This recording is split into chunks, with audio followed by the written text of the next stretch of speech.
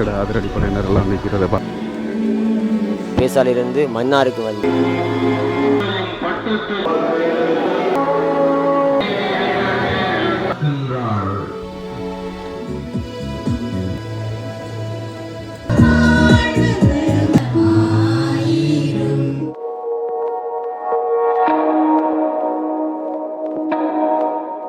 அனைவருக்கும் வணக்கம். இன்றைக்கு இலங்கையில் இருக்கிற வவுனியா மாவட்டத்துக்குரிய அந்தோனியார் கோயிலில் நிற்கிறேன். என்னத்துக்காண்டு பார்த்தீங்கன்னா கல்வாரி திருத்தலத்தின் பாத யாத்திரைக்கான இறுதி நாள் அப்படின்னு சொல்லணும். குறிப்பாக வந்து வடமாநிலத்தில் இருக்கிற தமிழ் மக்களே, இலங்கையில் இருக்கிற தமிழ் மக்கள் எல்லாருமே வந்து இந்த தவக்காலம் என்று சொல்லிவிடும் 40 நாள் விரதம் இருந்து இந்த பாத யாத்திரையை மேற்கொள்வினோம். அதுலேயும் வந்து குறிப்பாக எங்கே என்று பார்த்தீங்கன்னா மன்னாரில் இருக்கிற பேசாலை என்ற இடத்துல இருந்து நிறைய மக்கள் வந்து நடைபவனியா, அதாவது நடந்து அங்கிருந்து வருவினோம். கிட்டத்தட்ட 3 நாளைக்கு முதலே வெளிக்கிட்டு வந்து நேற்று வந்து இங்கே நின்றுட்டு இன்றைக்கு வந்து பார்த்தீங்கன்னா இதுலேருந்து 10 கிலோமீட்டர் கல்வாரி திருத்தலம் நடந்து போயிடும். உண்மையிலுமே ஒரு கஷ்டமான பயணம். நிறைய பேர் கால் நொண்டி கொண்டு நடக்கிறதையும் பார்க்கக்கூடிய மாதிரி இருக்குது. நான் உங்களுக்கு காட்டுறேன். அதோட வந்து இன்றைக்கு சிறப்பு பூசைகள் எல்லாம் இருக்குது. எல்லாத்தையுமே நாங்கள் பார்க்கக்கூடிய மாதிரி இருக்கும். இப்போ இதில் இருந்து பார்த்தீங்கன்னா அவையில் 6 மணிக்கு வெளிக்கிட்டதால் கொஞ்சம் தூரம் நடந்து போயிருப்பினோம். போய் பார்ப்போம் எப்படியான நிகழ்வுகள் எல்லாம் நடக்குது அப்படின்னு. இன்றைக்கு இப்போ சிவன் கோயிலோட நிற்கிறோம். குறிப்பாக வவுனியாவிலேருந்து கல்வாரி போகிற ரோட்டடியில் இதில் வந்து பார்த்தீங்கன்னா சிவன் கோயிலுக்கு முன்னுக்கு வந்து ஒரு பந்தல் அமைச்சு குறிப்பாக வந்து இன்றைக்கு நெஸ்கஃபி எல்லாம் கொடுத்து கொண்டு இருக்கணும். உண்மையிலுமே நல்ல விஷயம். ஏன்னா மொழி வேறுபாடுன்ட்டு எல்லாருக்கும் எல்லாத்தையுமே பகிர்ந்து கொள்றதில்ல. இப்போ வவுனியாக்குரிய ஹிண்டு கொளிச்சடியில் நிற்கிறோம். இதில் வந்து பார்த்திங்கன்னா அந்த சிலுவையில் எல்லாம் சுமந்து கொண்டு போவினோம். ஒரு கிராமத்தில் இருக்கிற கோயில்களுக்கு பொறுப்பான ஆக்கள் எல்லோரும் போய் கொண்டு பார்க்கக்கூடிய மாதிரி இருக்குது. இதிலெல்லாம் லேட்டாக வலிக்கிட்டிங்கன்னா வவுனியாவிலேருந்து வலிக்கிட்டதால் இதில் வந்து பார்த்திங்கன்னா இது வந்து கோயில் குளம் தாண்டி வரைக்குள்ள ஒரு துண்டு. இதில் வந்து இலங்கை இராணுவ படை வந்து எல்லாருக்குமே தண்ணி சப்ளை பண்ணினோம். நடந்து வர்றாக்கள் கொஞ்சம் களைப்போட வருகிறது தானே, அந்த ஒரு காரணத்துக்காக நல்ல விஷயம். அப்படியே டஸ்ட்பினை வச்சது அதை விட பெரிய விஷயம் தான் நினைக்கிறேன். நம்ம அங்கே நடந்து வாருங்கள். எங்கே இது நடந்து வாருங்கள்? பேசாலையில். ஓகே, சரியாம்மா. இதில் வந்து பானிஸ் நெஸ்கஃபே எல்லாம் கொடுக்கலாம்.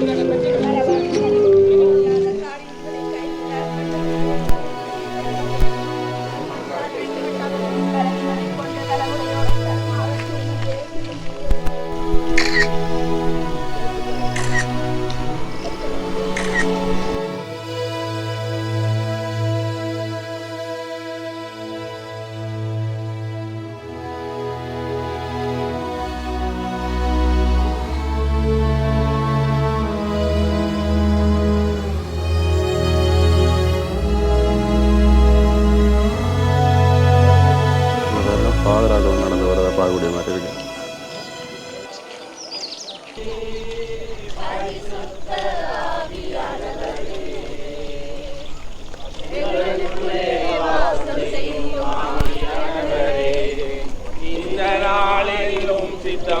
எல்லாரையும் பாருங்க எவ்வளோ ஒரு இறை அன்போடு அப்படி பாட்டு படித்து போய்கொண்டு இருக்கிறவன். பழமைய மாதிரியே இந்த கோமரசோலை ஸ்கூலுக்கு முன்னுக்கு வந்து பார்த்தீங்கன்னா குளிர்பானங்களை வழங்குகிற பார்க்கக்கூடிய வருது.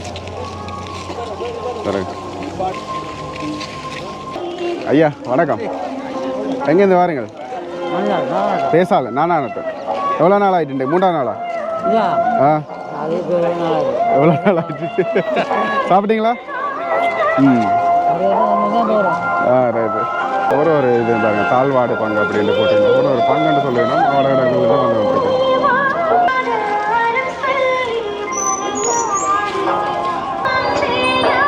பார்த்தீங்கன்னா போலீஸ் பாதுகாப்பும் தாராளமாகவே வழங்கி கொண்டிருக்கிற பார்க்குற மாதிரி இருக்குது. ஒரு பங்குலேருந்து வந்தாக்கள் இதில் முன்னுக்கு எல்லாருமே ஒன்று கூடி அதுக்கு போகிறத பார்க்கக்கூடிய மாதிரி. போன முறை இவர்கள் வந்ததை பார்த்த மாதிரி இருந்தது. நாட்களை கூட அந்த நாள்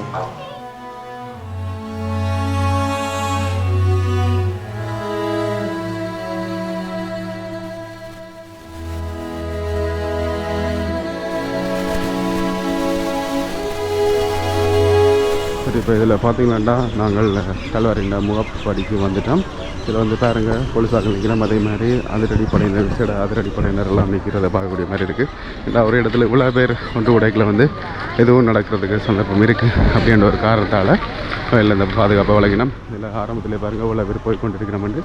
அதே மாதிரி இந்த இடது பக்கத்தில் முழுதிரி, அதே மாதிரி அந்த செபமாலை அதுகளையும் பண்ணக்கூடிய மாதிரி இருக்குது. உங்களுக்கு இவ்வளோ பேர் ஒரு இடத்துல பக்திமயமாக வர்ற பார்க்கல வியப்பாக இருக்கேன் என்ன பொறுத்த மாதிரில. இதில் வந்து பாருங்கள் இடது பக்கத்தில் வந்து செஞ்சில் வச்சவங்க வந்து கால்கை இயலாதாக்கள் எல்லாம் போய் தங்களை கொஞ்சம் நெறிப்படுத்திக் கொள்ளக்கூடிய மாதிரி இருக்கும்.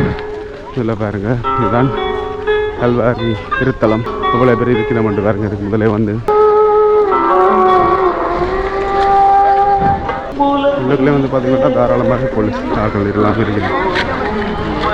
பாருங்க, வந்த உடனே எல்லோரும் தொட்டு முடியலாம். அதே மாதிரி நேர்த்திக்கடன்களுக்காக முழுகு திரியில் மேய்க்கிறதையும் பார்க்கக்கூடிய மாதிரி இருக்குது. பன்னீர் விட்டு இதில் அப்படியே வணங்குவது.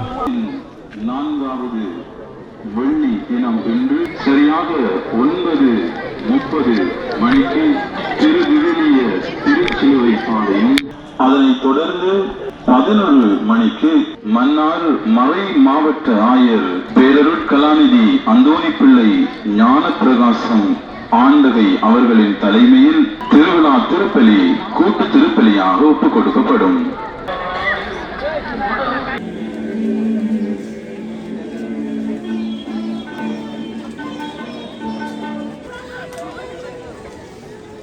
பெஞ்சாலையும் பாருங்கள், இவ்வளோ பேர் இந்த இடங்களில் இலைப்பாடுறதை பார்க்கக்கூடிய மாதிரி இருக்குது. இவ்வளோ பேர் பெரிய ஒரு கலையாக இருக்கும் இவ்வளோ தூரம் நடந்து வந்தது. இதில் பாருங்கள், நாவல் கலரோட இருக்கணும். இவள் தான் பிரதான ஆக்கள் என்று சொல்லலாம். பேசாலை பங்கன்று டிஷர்ட்டுகள் எல்லாம் போட்டிருக்கணும். அங்கேருந்து தான் இந்த நடபவனி முக்கிய புள்ளியாக ஆரம்பமாகும். நான் இங்கே சொல்லியிருப்பேன். சந்தைக்குரிய ஆக்கள்கிட்ட நாங்கள் சில கேள்விகளை கேட்டு தெரிஞ்சு கொள்வோம். வணக்கம் அண்ணா. வணக்கம் ஐயா. வணக்கம். எவ்வளோ நாள் அங்கே இருந்து ஆரம்பிச்சிருங்க பயணம்? நாங்கள் கடந்த 3 நாட்களாக இந்த பயணத்தை ஆரம்பித்து இப்போது நிறைவடைத்திருக்கிறோம். பேசாலையில் தான் ஆரம்பமாகும்? இல்லை, நாங்கள் பேசாலையிலிருந்து மன்னாருக்கு வந்து எல்லா பங்குகளையும் சேர்ந்தாக்கள் மன்னாரில் இருந்து பெரிய கோயிலிருந்து நாங்கள் இந்த யாத்திரையை ஆரம்பித்தோம். ஒவ்வொரு ஆண்டிலிருந்து இது ஆரம்பம். இது கிட்டத்தட்ட நான் நினைக்கிறேன் 2004ஆம் ஆண்டு நினைக்கிறேன் இது ஆரம்பித்தது. 2006 ஆரம்பித்த விடுது. எங்களை முன்னாள் ஆயர் ராயப்பு ஜோசப் பாண்டே அவர்களால் இந்த பயணம் ஆரம்பிக்க வைக்கப்பட்டது. குறிப்பாக நீங்கள் தான் அந்த சிலுவை பயணம் கொண்டு சிலுவை எல்லாரும் நேர்த்தி என்று சொல்லி அவங்க மாறி மாறி தூக்கி கொண்டு வருவார்கள். சிலவர் வேண்டுதலாக அதை நிறைவேற்றுவார்கள். உங்களோட பயணம் ஈஸியாக இருந்ததா? இல்லை, இது ஒரு சுமையான பயணம் தான். சுகமான சுமையாக தான் நாங்கள் இதை கருதுகிறோம். கால்கள் நடக்க முடியாது, தள்ளாடி விழுகிற அளவுக்கு நாங்கள் இருந்தாலும் எங்களுக்கு பின்னால் யாரோ ஒரு ஆள் உந்து சக்தியாக இருந்து வழி நடத்துவதாக நாங்கள் உணர்கின்றோம் பயணத்தில். இப்போ பூசை 9:30 சொல்லியிருக்கேன். 9:30 பூசை. 11 மணிக்கு பூசை முடிஞ்ச பிறகு நாங்கள் இங்கே மதிய உணவு உண்டு விட்டு நாங்கள் எங்களுக்கு மதிய உணவு தருவாங்க.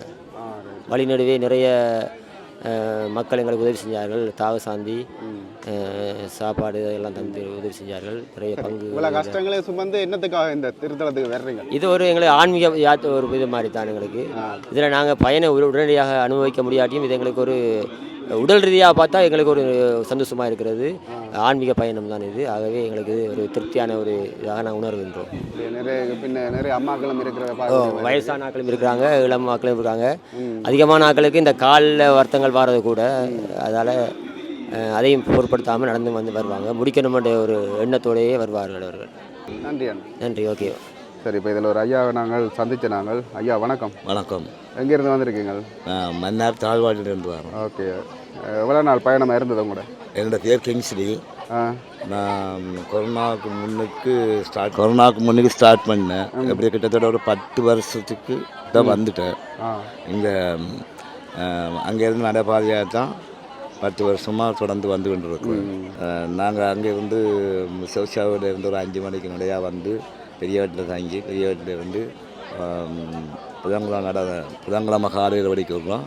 வடிக்கிட்டு பெரிய வீட்டுக்கு வியாழக்கிழமை வந்து அங்கே தங்கி இரவு வியாழக்கிழமை இரவு 5 மணி விட வெளிச்சிக்கிட்டு இங்கே பவுனியா அந்தரியார் கோயிலில் ஒரு 6-7 மணியோட வந்து தங்கணும். தங்கி வந்து இப்போ இங்கே கட்பாரிக்கு இப்போ வந்து கல்வாரியில் எனக்கு ஒரு அவங்கள தொடர்பு கொண்டு கதைக்க சொன்னாங்க. அவரோட மூவ் பண்ணி கதைச்சி கொண்டு எனக்கு அவங்க கேட்ட எனக்கு 4 பொம்பளை பிள்ளைகள். 4 பொம்பளை பிள்ளை, எனக்கு ஒரு ஆம்பளை பிள்ளை ஒண்டி நின்றேன். ஆனால் எனக்கு கிட்டத்தட்ட 68 வயசாகுது. ஆனால் இப்போ கடவுளோட ஆசீர்வாதம் தான் எனக்கு கிடைக்காது. நம்பிக்கையோட நான் தொடர்ந்து வந்துருக்கேன். பிள்ளைகள் எல்லாம் நல்லா இருக்குது. 2 பிள்ளைகள் கல்யாணம் முடிச்சிருக்கு. 2 பிள்ளைகள், ஒன்றுக்கு எம்பஸில் கடைசி பிள்ளை இருக்குது. நான் 3ஆவது விட சர்வேட்டில் செய்கிறா. அவங்க எம்பஸ் படித்தது தான். எனக்கு யாரோட ஒத்துழைப்பு இல்லாட்டினாலும் இந்த கடவுளோட ஒத்துழைப்பு தான் முக்கியமாக எனக்கு மனசில் தென்பட்டுது. அதனால் தொடர்ந்து 4 பிள்ளைகளும் கெம்பஸ் தான் 4 பிள்ளைகளும் கெம்பஸ் எடுத்தவங்கள எனக்கு சத்தியவதத்தையும் நான் கடத்தொழிலாளி தான். எனக்கு நல்ல ஒரு இது நம்பிக்கை ஒன்று இருந்து எனக்கு கடவுளை ஆசீர்வதிச்சிருக்காரு. பிள்ளைகளை படிக்கக்கூடிய சக்தியையும் ஆற்றின் திடத்தையும் தந்திருக்கிறார். இது கடவுளுக்கு நன்றி சொல்லித்தான் இந்த ஒவ்வொரு முறையும் நான் இங்கே வந்து கொண்டிருக்கிறேன். என்னால் வேண்டுறதுக்கு நடந்து முடிக்கணும் இருக்கும் தினைக்கும் அந்த எண்ணத்தோடு இருக்கிறேன். நன்றி நன்றி. இதோட இதுலேயும் வந்து பாருங்கள், இந்த ஜேசு கல்லறையில் அறையப்பட்ட பிறகு அந்த ஒரு காட்சியை வச்சு எல்லாருமே வணங்குறதை பார்க்கக்கூடிய மாதிரி இருக்குது. வளமையாகவே 8 மணிக்கு பூசை அப்படின்னு சொல்லினா, ஆனால் இந்த முறை வந்து பார்த்திங்கன்னா பூசை 9:30, அதே மாதிரி பெரிய பூசைன்னு சொல்லிவிடும், அது வந்து 11 மணிக்கு நடக்கும்னு சொல்லிடணும்.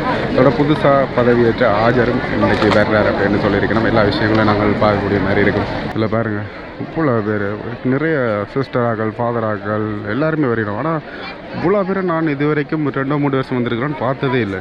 இங்கெல்லாம் சேர்ச்சி இருக்கோம், அங்கே இருந்தெல்லாம் வந்திருக்கிறோன்னு நினைக்கிறேன் வடமாநிலத்தில். இதில் இப்போ பார்த்திங்கன்னா திருச்சிலுவை பாதை ஆரம்பமாக போகுது. எல்லா ஏற்பாடுகளும் நடந்து கொண்டிருக்கிறத பார்க்கக்கூடிய மாதிரி இருக்குது.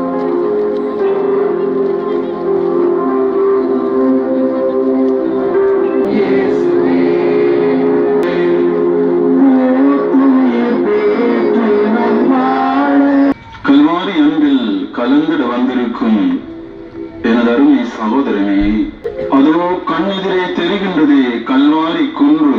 அதுதான் இயேசுவின் இலக்கு. நாம் இங்கேயே தங்கி இருந்து சந்தோஷம் அனுபவிப்போம் என்ற பேதுருவை பார்த்தாயா, அவரது அன்பு எத்தகையதென்று.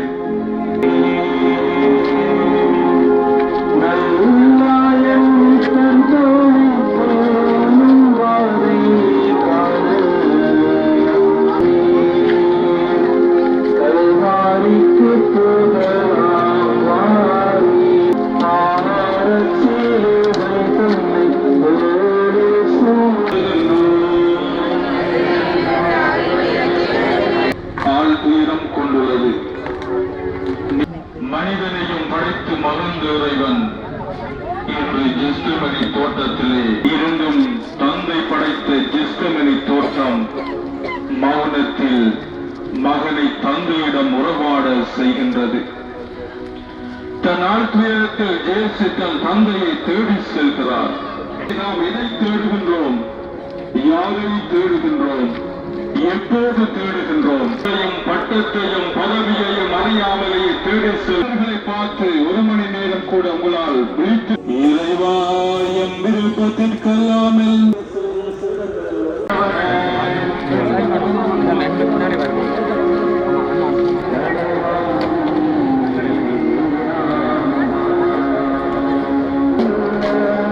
இது வந்து 2வது நிலை. இப்படி 14 நிலை இருக்குது. இந்த 14 நிலையில வந்து ஒவ்வொரு காலம் இருந்து ஒவ்வொரு செபம் சொல்லி முடிப்பினோம்.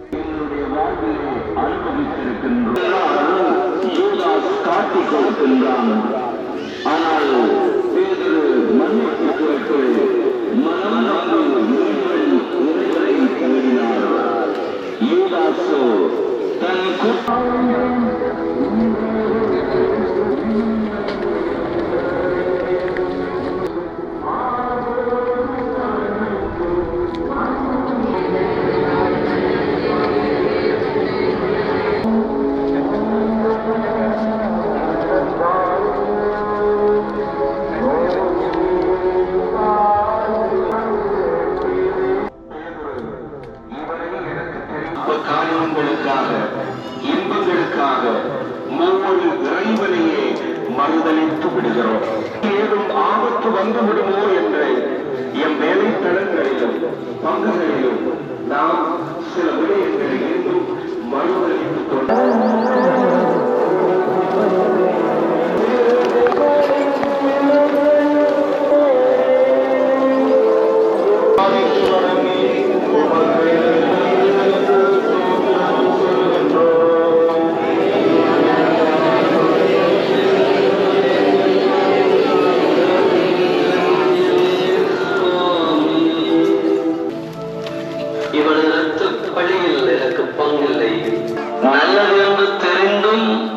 பல சந்தர்ப்பங்களில் செய்ய முடிவதில்லை.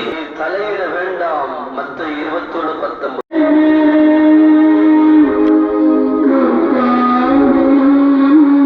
ஒவ்வொரு நிலைமைகளையும் ஒவ்வொரு நிலையிலையும் ஒரு பூசைகள் நடக்கும். எல்லாத்தையுமே காட்டணும் மட்டும் இது ஒரு மணி தேவை வீடியோ போயிடும். அதனால் வந்து பார்த்திங்கன்னா என்னென்ன முக்கியமான விஷயங்கள் இங்கே நடக்குதோ அதை எல்லாத்தையும் உங்களுக்கு காட்டும். இப்போ இந்த 6ஆம் நிலை நடைபெறுது. இதில் இருந்து பார்த்திங்கன்னா அப்படியே மலை ஏறப்படுது. மலை ஏறி அப்படியே கிட்டத்தட்ட 14 நிலை. அதுக்கு பிறகு அதனால் ஒரு சேச்சும் இருக்கிறத பார்க்கக்கூடிய மாதிரி இருக்குது. இதில் வந்து படிக்கட்டுகள் இருக்குது. எல்லாத்தையும் நாங்கள் பார்க்கணும்.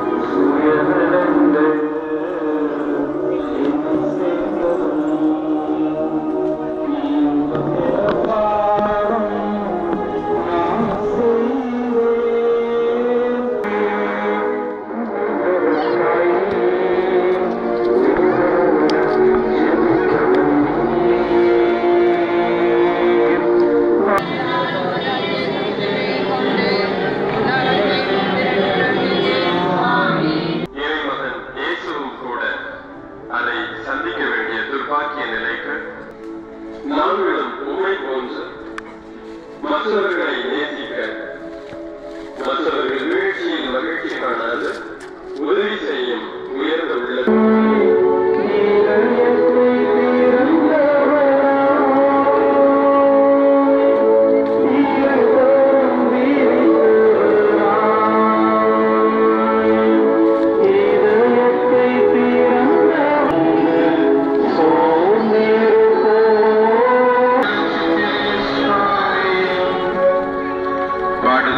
பாதையில் நிலை 8. இயேசுவிற்கு சீமோன் உதவி செய்கின்றார். ஆயர் புனித இஞ்ஞாசியார் கூறுகின்றார், ஆண்டவர் இயேசுவின் மீட்பு பயணத்தில் சிலுவைகள் பலவிதம். ஆனால் இயேசுவின் வாழ்க்கை பயணத்தில் யாரெல்லாம் அவருடைய சிலுவையினை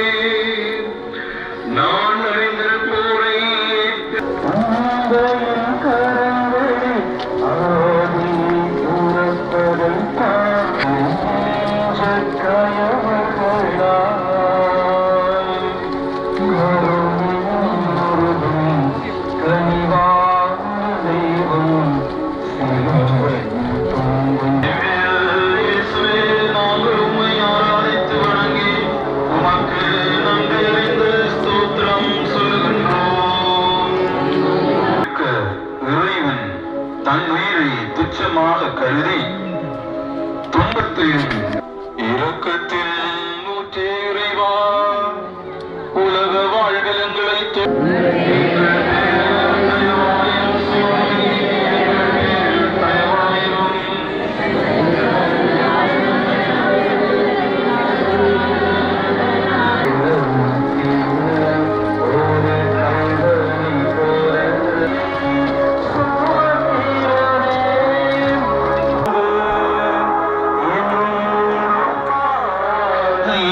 ஒவ்வொருவரையும் அன்பு செய்ய வேண்டும் என்பதே ஆண்டவர் இயேசுவின் விருப்பமும் எதிர்பார்ப்பும் ஆகும். சுபம்.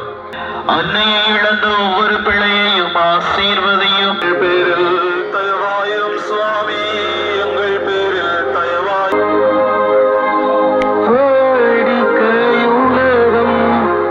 சேச் பாருங்க, மேலே இருக்க ஒரு சின்ன சேச் தான். இங்கே இருந்தால் சபங்கள் எல்லாம் நடக்கும். அதுக்கேற்ற மாதிரி தான் இங்கே செயற்பட்டு கொண்டிருக்கணும். 13ஆம் நிலை.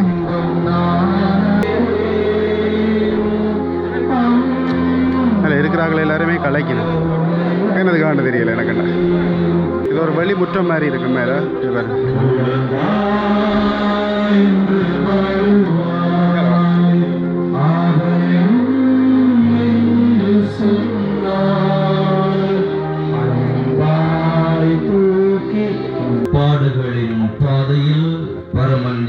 இயேசுவின் நிலை 13. உயிர் துறக்கின்றார் நம் ஆண்டவன் இயேசு கிறிஸ்து. கோதுமை மணி மண்ணில் விழுந்து மடியாவிட்டால் அதனால் நிறைந்த பலனை கொடுக்க முடியாது. அழுக்குகளிலிருந்து நாங்கள் ஒவ்வொருவரும் மடிந்தவர்களாக ஒரு புதிய வாழ்விற்கு அழைக்கப்படுகின்றோம். எமக்காக பலியான இயேசுவிற்காக நாங்கள் அவரின் சீடர்களாக மாறி அவரின் வழியிலே பயணிப்போம். செபம். அன்பான இயேசுவே, தீய நாட்டங்கள் பாவ களைகளை நாங்கள் களைந்து உம்மையே பற்றிக் கொள்ளவும் உம்மை போல் மற்றவர்களுக்காக வாழவும் எங்களுக்கு தேவையான நிறைவான ஆசீர்வாதங்களை தந்தருளும். ஆமென்.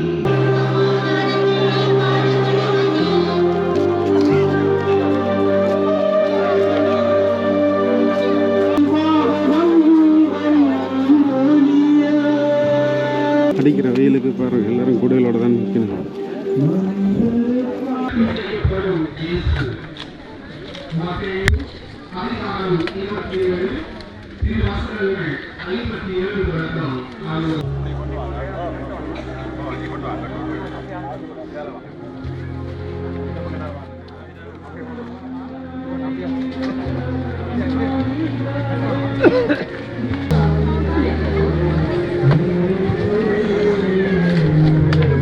அது முடிஞ்சாலும் இதில் வந்து அந்த இயேசு குவைக்கில் வச்சுருக்கிறது தானே, அந்த ஒரு இதில் காலடியில் வணங்குறதுக்காக இதில் எல்லோரும் லைனில் நிற்கிறத பார்க்கக்கூடிய மாதிரி இருக்குது. உங்களுக்கும் அந்த காட்சியை காட்டலாம் நினை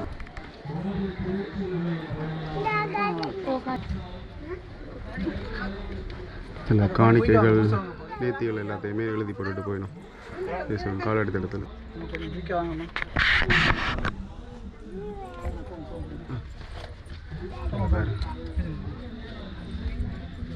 அதுக்கப்புறம் வந்து பார்த்திங்கன்னா உயிர்த்தன் தெரியல இதில் இருக்குது. இதில் நிறைய பேர் மூலவத்திரி கொளுத்தி வணங்குறத பார்க்கக்கூடிய மாதிரி இருக்குது. இதில் இருந்து போய் அப்படியே பூசை இருக்குது, இந்த 11 மணி பூசைண்டகள் அதையும் நாங்கள் பார்க்கலாம். எல்லாத்தையும் காட்டுறா ஒரு பெரிய காணொலியாக அது போயிடும். அதான் சில விஷயங்களை மட்டும்தான் நீங்கள் பார்க்கக்கூடிய மாதிரி இருக்கும்.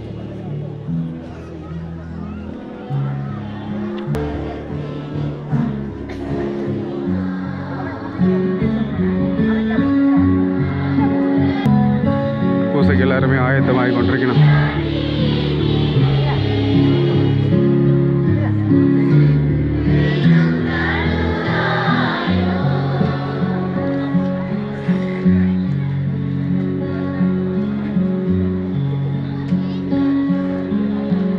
இப்போ பார்த்தீங்கன்னா கிட்டத்தட்ட 11 ஆள் ஆகிட்டு அந்த ஆஜர் இப்போ தான் வந்திருக்கிறார். அதில் பாருங்கள் அந்த துண்டுக்குள்ள வந்து கொண்டிருக்கார். இங்கே வந்தால் தான் தெரியும். வந்து பாருங்கள் எல்லாருமே வந்து ஆசீர்வாதங்களை வென்றதை பார்க்கக்கூடிய மாதிரி இருக்குது.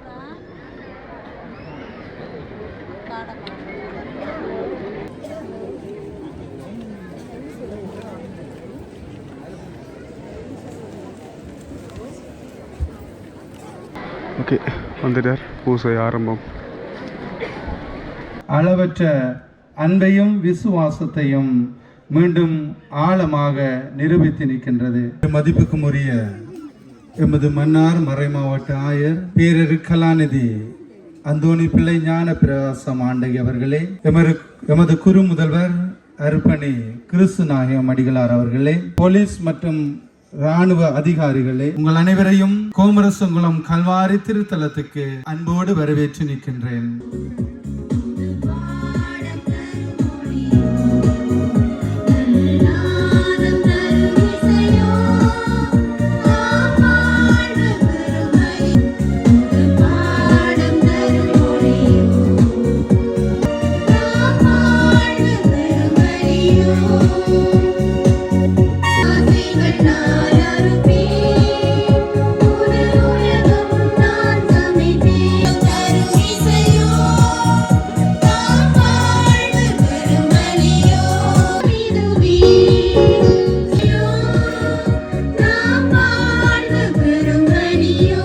தெய்வங்களுள் உமக்கு நிகரானவர் எங்குமில்லை.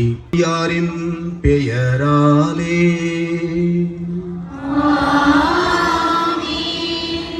நம் ஆண்டவராக அன்பையும் இரக்கத்தையும் அளவுக்கு அதிகமாக பெறும் தவ காலத்தில் 4ஆம் வெள்ளிக்கிழமையாகிய இன்று மன்னார் மறை மாவட்ட சமூகமாக ஒரே குடும்ப உணர்வுடன் ஒன்று கூடியுள்ளது.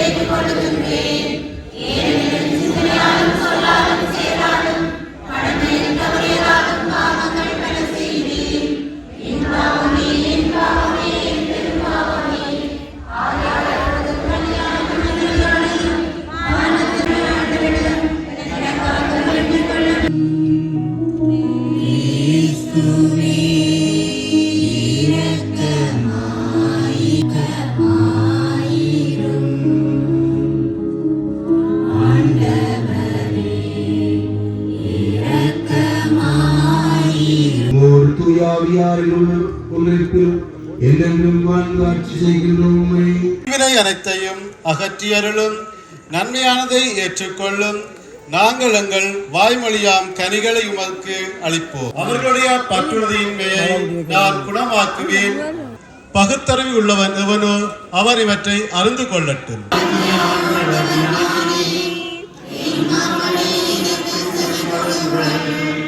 பூசை நடந்து கொண்டு இருக்கு. நாங்கள் விளக்கிட்டோம். இதில் பாருங்க கோயில் அளவுக்கு ஆக்கள் நீங்கள் அந்நிய தெய்வத்தை தொழலாகாதே.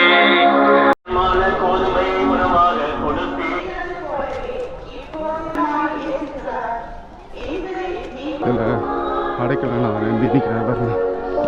இதெல்லாம் வந்திருக்கணும்.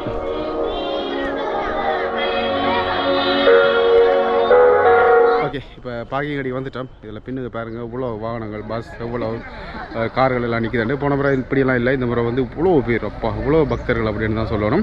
உண்மையிலுமே ஒரு வித்தியாசமான ஒரு தருணம் இது. உங்களை நீங்களும் உணர்ந்திருப்பீங்க அப்படின்னு நினைக்கிறேன். இதோட இந்த வீடியோவை முடிச்சுக்கொள்கிறேன். ஏதாவது ஒரு தவறு செய்திருந்தால் என்ன மன்னிச்சிருங்க. இந்த வீடியோ ஏதாவது காரணத்துக்கு உங்களுக்கு பிடிச்சிருந்துச்சுன்னா லைக், கமெண்ட், ஷேர் பண்ணிவிட்டு சப்ஸ்கிரைப் பண்ணுங்கள். நோட்டிஃபிகேஷன் பண்ண கிளிக் பண்ணுங்கள். ஃப்ரெண்ட்ஸ்கிட்ட ஷேர் பண்ணுங்கள். இன்ஸ்டாகிராமில் போய் ஃபாலோ பண்ணுங்கள். பாய் மக்களே, பாய்.